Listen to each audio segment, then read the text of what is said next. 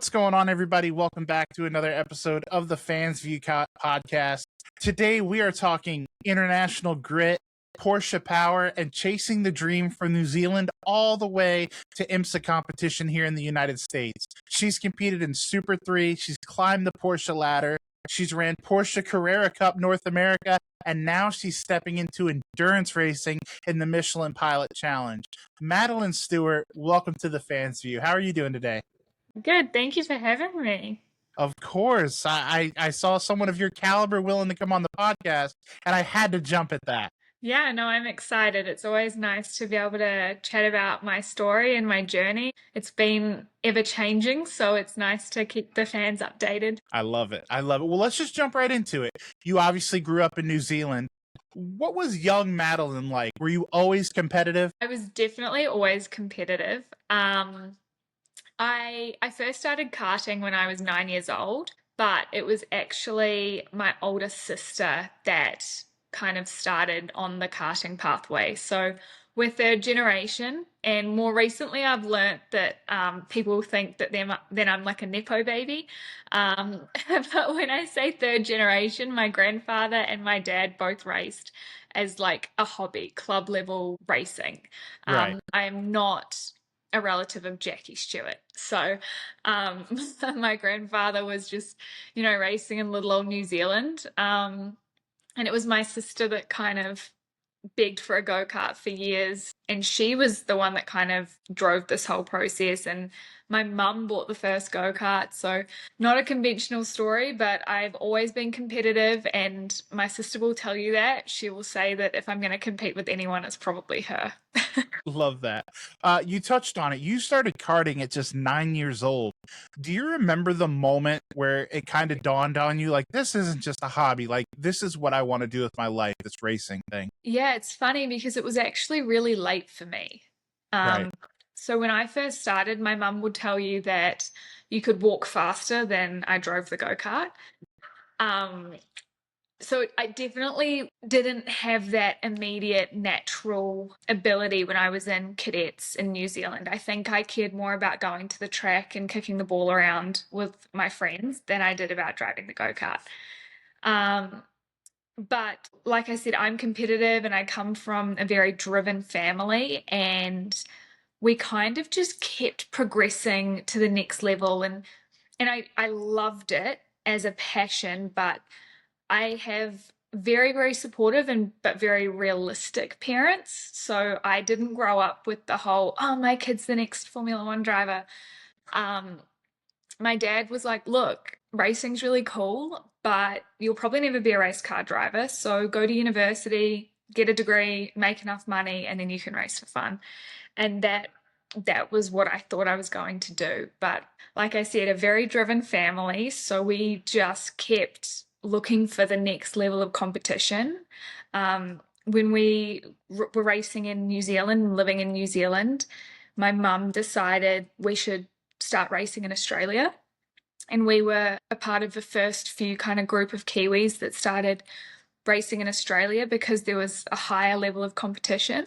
Right. And I'd say I probably wasn't even ready for it, but we did it anyway. You'll see a theme. That theme continues throughout this. You'll see that there's been a lot of that in my journey. A little bit of a trend. I love it. Yeah. So we started racing in Australia and struggled at first. It was a higher level of competition and it was hard, and there were a lot more drivers. Some of the fields were oversubscribed, 60 to 70 plus go-karts in one race. So it was definitely a step up. But we ended up in a team that had a lot of success, and I did a lot of testing and put in a lot of work. And when I started, running at the front of the field, I won a state title, and I ended up second in New Zealand in KZ2. I started to think maybe this was more than just a hobby. That's a perfect segue to my next question. What was the first race, if you can recall, where you truly felt like, yes, I belong here. This is what I'm meant to do. I deserve to be here. I think it was it must have been 2016. So I was racing in Australia, and I was supposed to be racing in juniors that year because that's what we'd entered in. And it turned out they changed the rule, and I was actually too old to race juniors, technically. So they made the rule that the year you turned 16, you had to be in seniors. So I turned 16 in August, which meant that I had to go into seniors.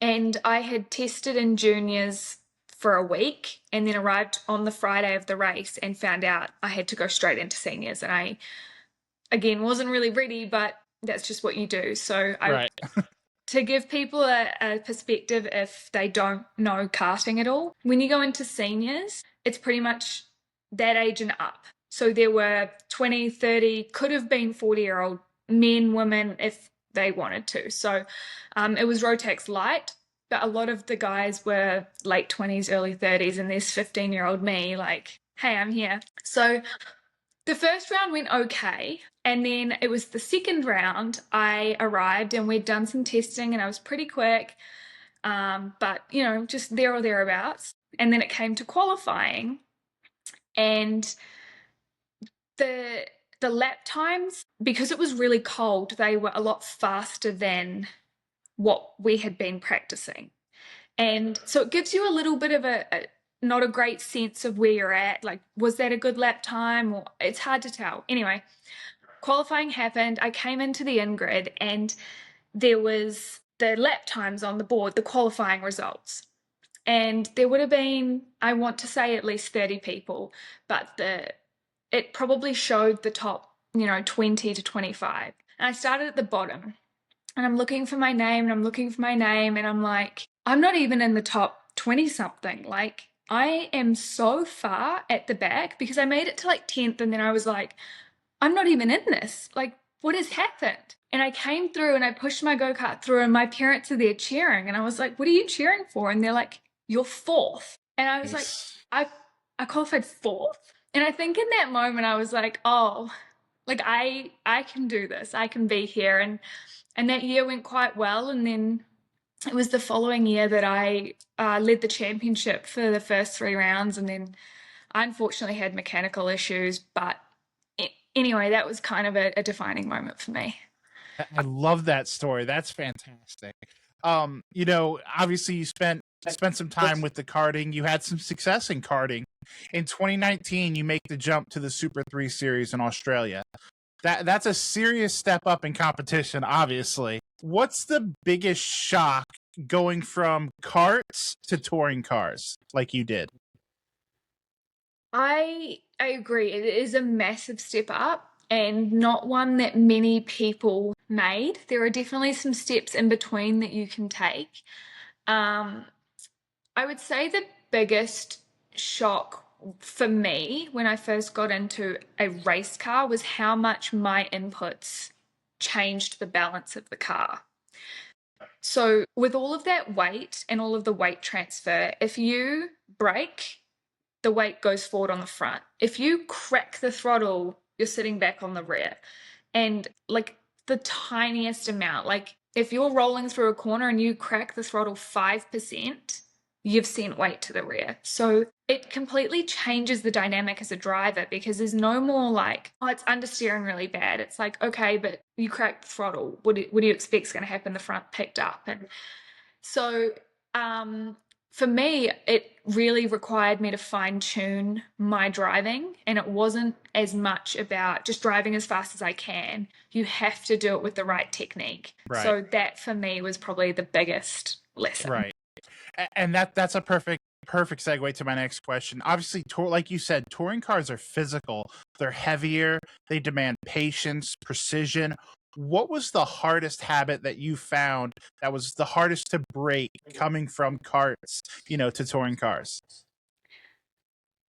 I don't know if I've broken it yet. I'm still trying, but one of the weird driving things that I did in a go-kart that I then do in a go-kart is braking is very specific. Your brake trace, the application on how you brake is the most important thing about driving a race car. And in a go-kart, I had this weird technique where I would brake, and then I would just release the brake and roll a heap of speed entry to the corner. And in a go-kart, that made me really fast.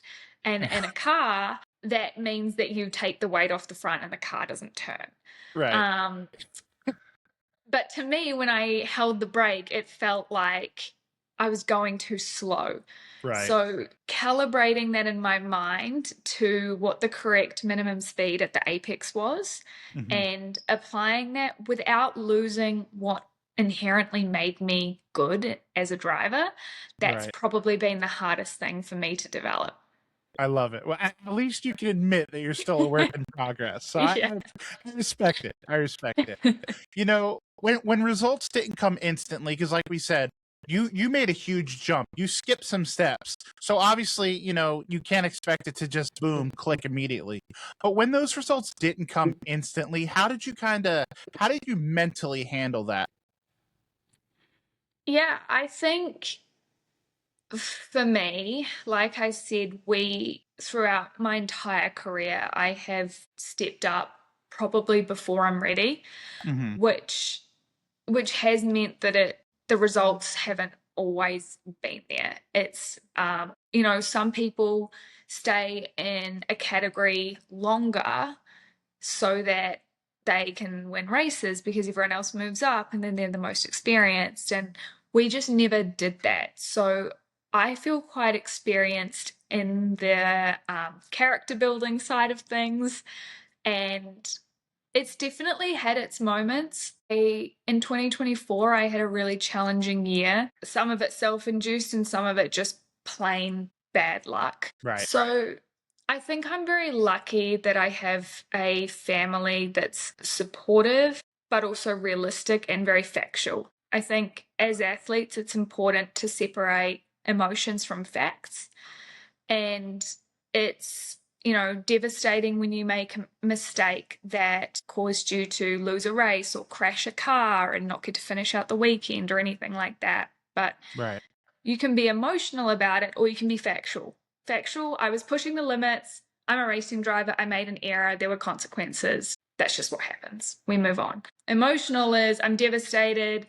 I ruined my race weekend. How am I going to recover from this? This is so embarrassing. Everyone was watching, Right. and so when you're factual about it, it just is what it is. It's part of the learning process and we move on. But I don't think the best drivers in the world came from just luck. I think even if we don't see it, because sometimes it looks like it's just pure talent, there's a lot of hard work behind the scenes. Absolutely. That's definitely one of the most underappreciated things in all of motorsports, not just the niche that you find yourself in, for sure. Um you, to stay very consistent with your story, you move into Porsche and that really accelerated your career even more so. What makes Porsche racing so intense compared to maybe another series? I think there's a couple of things. One of the things is that Porsches are a very unique car to drive and they're quite challenging. The engine is in the back, which means you have to drive it differently to if the engine was in the front. It also makes it a little bit unforgiving because if you get past a certain point of rotation with all that weight in the back, it just turns into a pendulum and the car just lets go. Mhm. I'm now in a mid-engined car and I can tell you there is such a big difference because if I get crossed up in the Cayman, it's pretty easy to get back. So I think there's a certain level of skill that is required to race in Porsche racing. We also had in Carrera Cup a very small window of changes we were allowed to make. What I loved about that championship is that you really start to get into the finer details because you have to get that edge because the cars are so similar. So to give you an example, I'm not racing at the championship now, so I can talk about this. But like Road America is a really long lap. And when we tested there, we found that on a new tire, where we're trying to get the absolute maximum out of the tire for a push lap, we were really struggling with the left rear.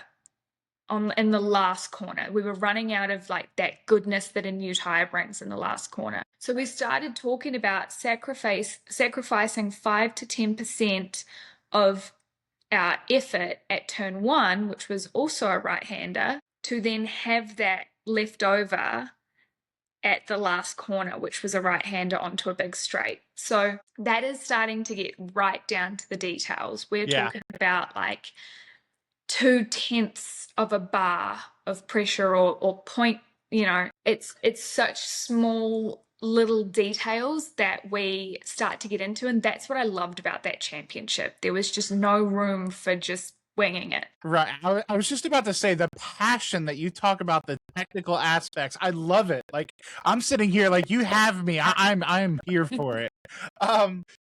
Something we didn't mention with the whole Porsche portion of your career is the move. Slightly big move. You obviously coming from New Zealand over to the United States to base yourself there. That's a huge life decision. How terrifying was that move, and what was the biggest cultural thing, culture shock moment that you've had?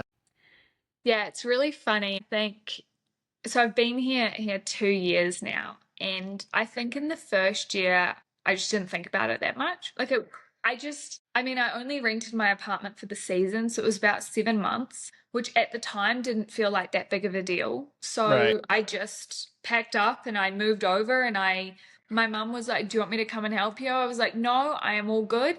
I regretted that when I had a trolley full of stuff and I couldn't open the doors and I was trying to move everything in on my own, and I regretted it then. But I did the same thing again in 2025 because I put everything in storage and I moved back in, and Mum said, "Do you need a hand?" And I said, No, I've got it covered. So the first year was really easy. Mm-hmm. The second year I found it harder. I missed home a lot more. It definitely had its challenges being away. You miss family events, you miss lots of moments, and I'm very lucky my parents and my sister come to a few races, but that you don't get that sense of home. So it's definitely had its challenges. Hey you, yeah, watching this right now. I see you.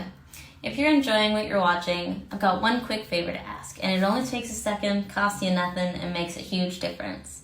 If you could go ahead and hit that like button, maybe drop a comment. If you haven't already, make sure you're subscribed. Doesn't seem like much, but for small creators, it's everything. So let's help more people find this channel and keep the content coming. And honestly, I'm pretty sure the podcast will be really grateful. So if you're having fun, you like what you see, make it official, click those buttons, and the Fans View podcast, we'll see you next time. I think in terms of a culture shock,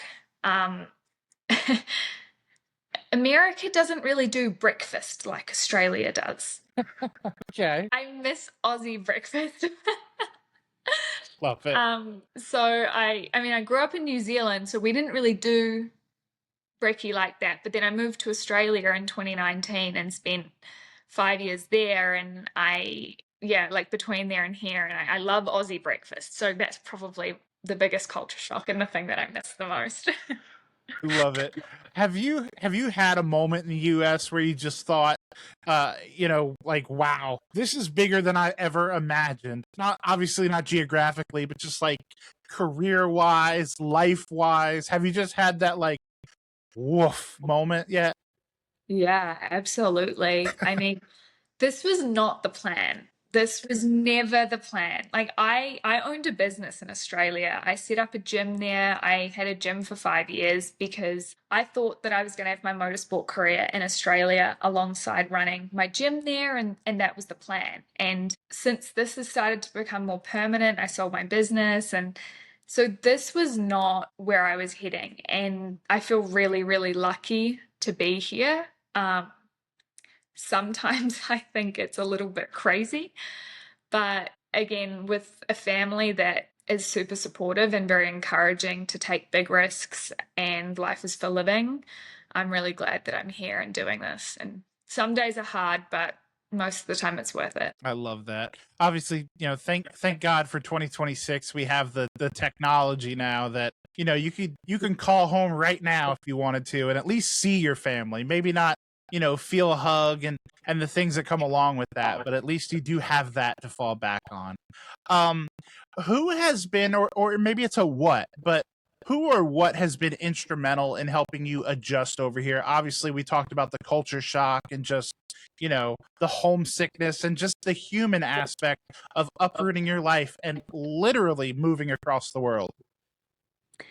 I think I'm very lucky because I joined a team here in the US in 2023 who I didn't know at all. I basically interviewed with 3 different teams and decided on one team in particular, and that team has become like family to me. So I got very lucky with that.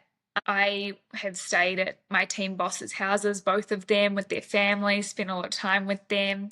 And I'm no longer with that team now because they don't run a Michelin Pilot car, and I have taken the next step in my career, and I'm really excited to be with CSM Motorsport now. But the last couple of days I was actually testing in Sebring, and JDX, my old team, were there, and I went down and it's like seeing family again. And I know that if I was having a difficult week, if I called them and I wanted to head to Denver and stay with Jeremy and Joanne, I know they would have me. So I think they've been really instrumental in making me feel like I have a really nice support network and a safe place here in the US. That's fantastic. And I want to talk about the Michelin stuff. Before we go to that, though, I do want to touch on, like you said, the Carrera Cup stuff, that part of your career.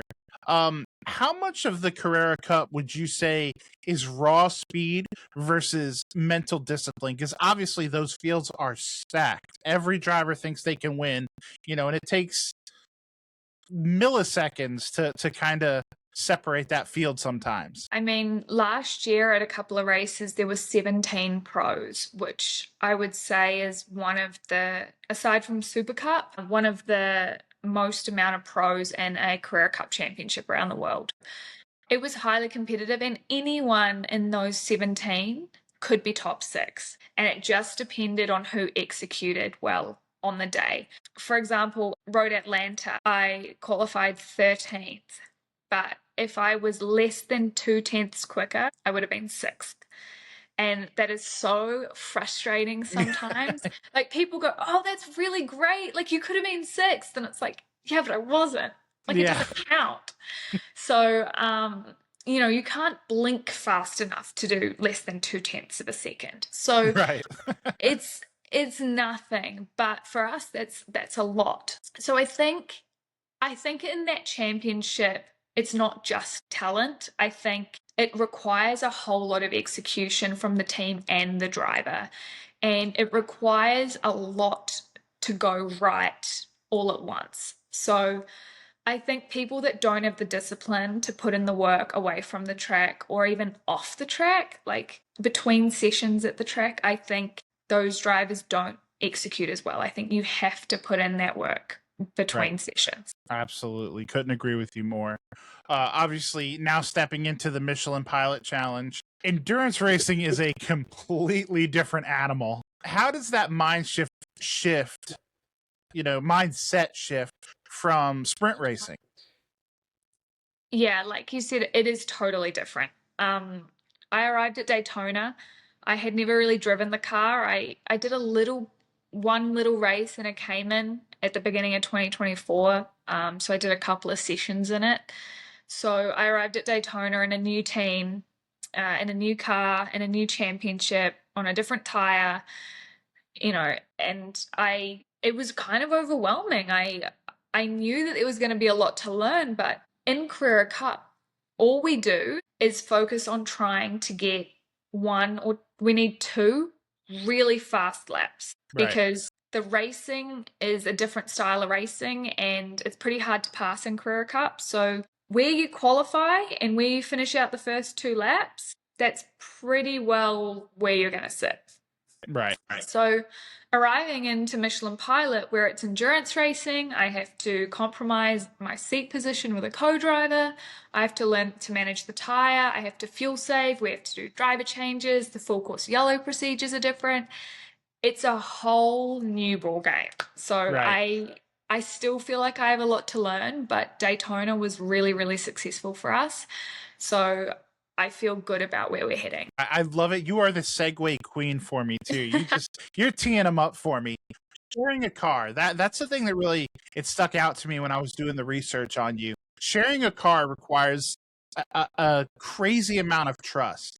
What, in your opinion, makes a great co-driver? I think you have to be flexible and open-minded. I think when you come from having your own program, it's very easy to feel like you want the car to be set up a certain way or you want things done a certain way, but that's not always the right way just because it's comfortable. So I think a good co-driver is someone that's open-minded and can work on things together, and obviously someone that's fast. I love that. That's the racer in you. You can't hide that for long. What would you say is harder? I'm going to put you on the spot. Qualifying alone in Carrera Cup or managing traffic for 2 hours in an endurance race? That is a tricky one. I would probably say qualifying in Carrera Cup. Okay, I like that. Yeah. And to close off the topic, what skills from karting and touring cars and everything you've done leading up to this opportunity do you think helps you the most now? I think something that I started doing in karts, actually like really early in karts, was looking at data. So when I say really early, my dad had a Garmin watch, like one of the first ones, and he strapped it to the steering column of the go-kart and would send us out, do a lap, and then had someone else jump in our go-kart, someone that was maybe faster at the time, and would do a lap and he'd overlay it.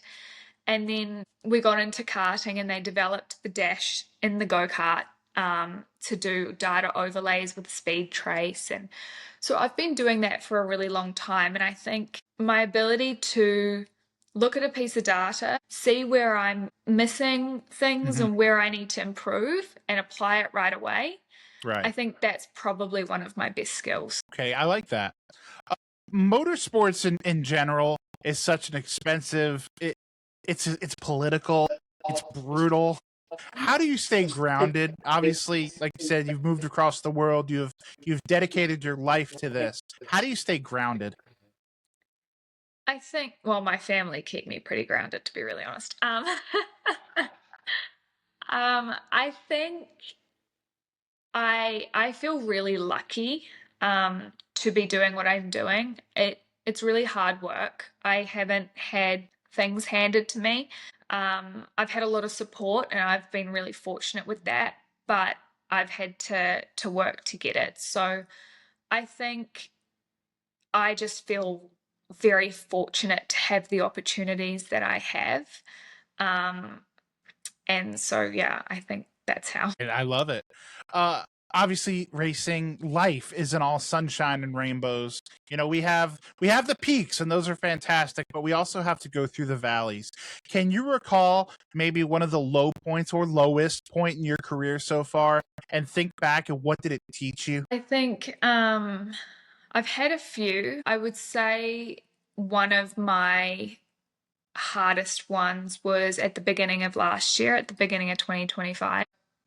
Stepping even further back from that, I mentioned earlier I had a really challenging 2024. It was my first year in Carrera Cup, and I ended up in a couple of crashes. One that I was probably responsible for, not probably, I was, and like a few that I couldn't have avoided. And that was really challenging, but I spent the off season working really hard to develop my skills, to pick myself up, to come into 2025 with a really good attitude. And at the first round, I was qualifying, and I had just done one of my fast laps, and I came through turn 1 at Sebring, and I dropped a wheel on exit, and it sent me across into the inside wall, and it tubbed the car. So that basically means it rode off the chassis. So I was out for the weekend. So I'd pretty much spent the whole off season preparing myself, raising the sponsorship to actually be on the grid, Right. and in 2025, and I crashed in qualifying at the first round and didn't get to race. So I sat in the grandstand all weekend watching all of the other drivers race, and that was really hard. That's brutal. I sat in the grandstand as they said over the commentary, and unfortunately we don't have Madeline Stewart on the grid due to a accident in qualifying, and I sat there while the whole grandstand could see me sitting there, and I left the track that weekend, and I had one of those how do you come back from this moments. Like, when I first crashed, the car didn't look that bad. So I was like, you know what? I made a mistake. I'm going to lose my fastest lap in qualifying and I'll be on the grid for race 1. And when Porsche came over and said, no, the chassis moved, it's cracked, the car's tubbed, my heart sunk. I could not believe it. I didn't know how to bounce back. But my team were awesome, and I think that's where I learned what I was telling you about earlier about fact versus emotion.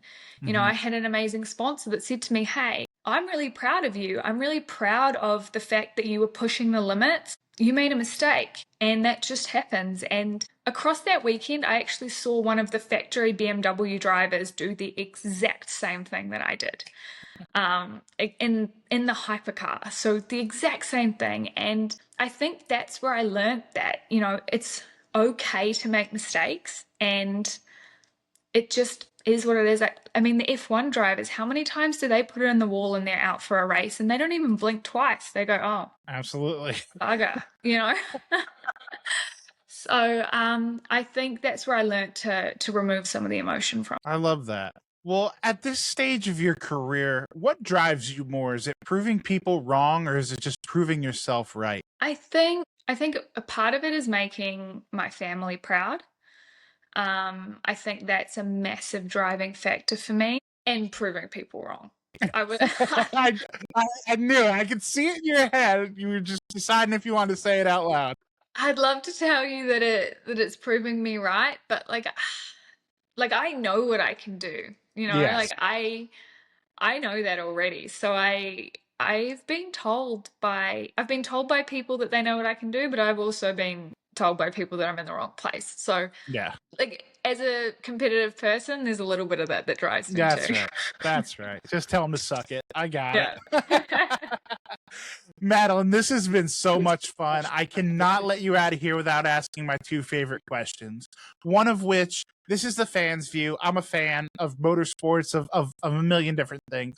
Outside of the track, what are you a fan of? A few things. I'm a motorsport fan through and through. It doesn't matter what it is. If it's got wheels and an engine, I'll watch it.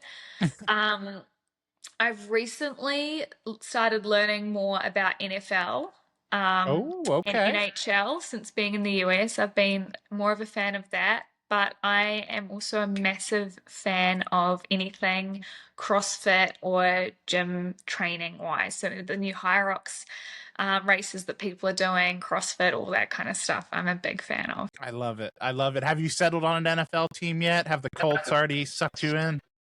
Well, I've been to a couple of Colts games and they won both times, but they haven't sucked me in. I don't know. I haven't actually settled on a team yet. I thought I had, but then they kept losing, so I don't do losing. And apparently people say you have to write it out and like they do the draft and like, but I just don't have patience enough for that. Listen, I've been a Jets fan for 30 years. Sometimes it doesn't get better. You just suck your entire life. So don't let them lie to you. Jump on the Kansas City bandwagon and enjoy yourself. Yeah, that sounds good. And last but not least, obviously, you know, you're a young woman. You're still very young in your career. You have a lot of laps left. How do you define success at this stage of your life and career? I think right now for me is success is knowing that I executed and I did the very best that I could do with what I had, and that I did absolutely everything possible to achieve a great result. For me, I don't sleep on the hard work behind the scenes. So if I feel like I haven't done enough sim or I haven't done enough training or enough preparation, then I don't feel successful. So that's kind of how I determine that at the moment. I love it. I love it. Madeline, this has been so much fun. You are so much fun to talk to. Where can people follow you on social media and follow your career and everything you're doing? So my Instagram is at Madeline Stewart __. I am also on TikTok. More recently, some more of my fun stuff is on TikTok. I don't even know my handle for that, but I think if you search Madeline Stewart, it should come up. I'm also on YouTube, and my website is www.madelinestewart.nz, and that is where you can shop all of my merch and my t-shirts and stuff. Love it. I love it. Guys, make sure, go shoot Madeline a follow on any of the social media she just listed. That's free. If you have the means, go hit her website, buy some merch, support her that way. Just send her a nice message and tell her you're cheering her on from the couch. Madeline, hopefully this is the first of many opportunities to chat with you. This has been, like I said, so much fun. Yeah, thank you so much for having me. I really appreciate it. Absolutely. Like I said, guys, make sure to go support Madeline however you can. Follow the show here. You know all the things, the like, comment, subscribe, follow, all that fun stuff. Do it all. But most importantly, guys, don't forget at the end of the day, call your mom. If you haven't liked or subscribed, you're going to be joking me.